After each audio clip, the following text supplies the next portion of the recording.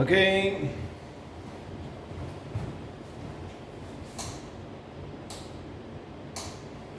Okay, good afternoon.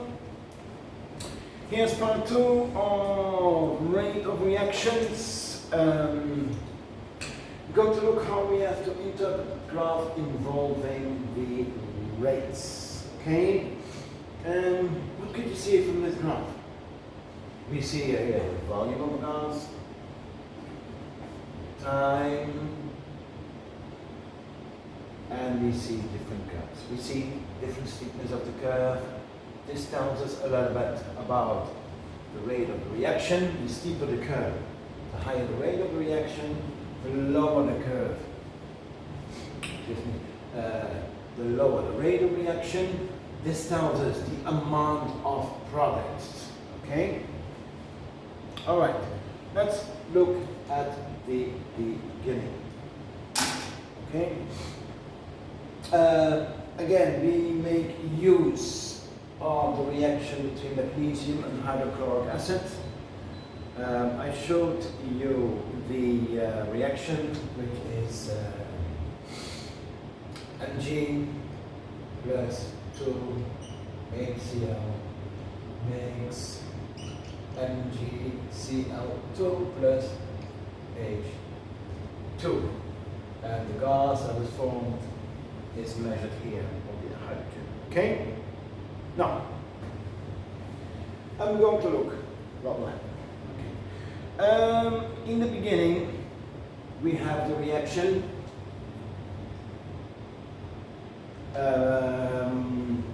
And you will see in the graph that the reaction is steepest.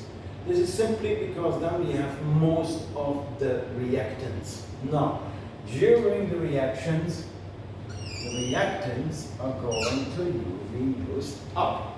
Okay? So we see here the gradient at the beginning is very steep. Yeah? Because the concentrations are the highest. In B, if we look at the gradient, yeah, the reactants, magnesium and HCl, are partly used. That means that the concentration is less. Less concentration means lower rate of reaction, so that's why we get a curve that is less steep than at the beginning. At C, we get a gradient 0. Now, what does this tell us? This tells us that the reaction has stopped. Yeah, no more hydrogen gas is produced. Okay. This is a very important point. They ask a lot. Show the graph where the reaction has stopped, or why has the reaction stopped. It's simply that the curve has flattened out and the gradient is 0. Don't forget to make notes. Okay. Now, what we're going to do in the following graph is the conditions, and I will show something else, and we're going to show when we use different concentration, when we use a different temperature, or when we use a higher surface rate. Okay? Okay. So, set number 1. Turn on the light so that you can see better. We have 1 gram of magnesium. This is the limiter, and 1 m of HCl at 25 Celsius degrees. Okay? And magnesium in this case is the limiter of the reactant. That means when magnesium, when the reaction is taking place, the reaction will stop until all the magnesium has been used and there's still some of the hydrochloric acid. Okay? Set number 2. 1 gram of magnesium plus 2 MHCl, 25 Celsius degrees. Okay? Now let's look what will change and what will stay the same.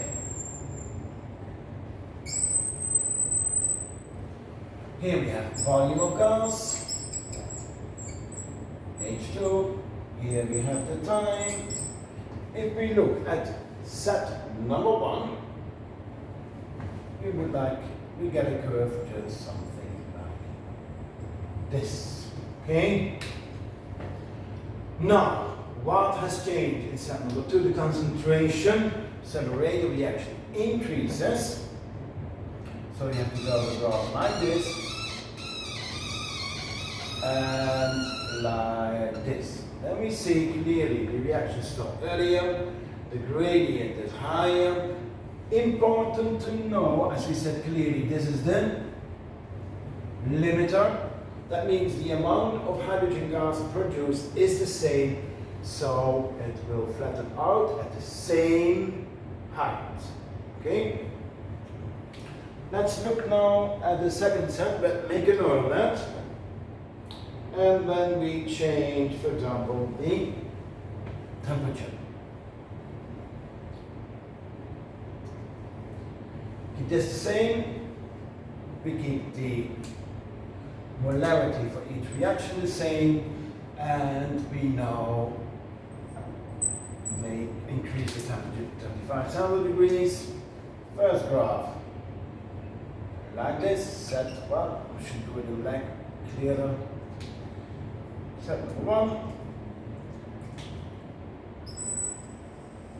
25 Celsius degrees, and this is the one of 50 Celsius degrees. Again, we will see that the rate of reaction increases, however, the amount of gas stays the same. Okay? Get out of that.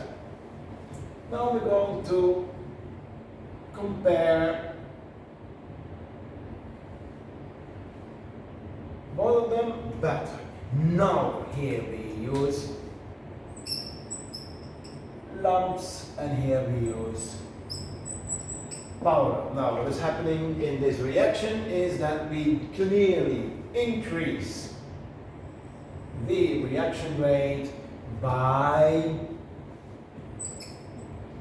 increasing the surface area. Okay? Voila. Yeah? And again we see the rate of reaction increases. Okay? Make a note of this. And in the last one, what I'm going to do is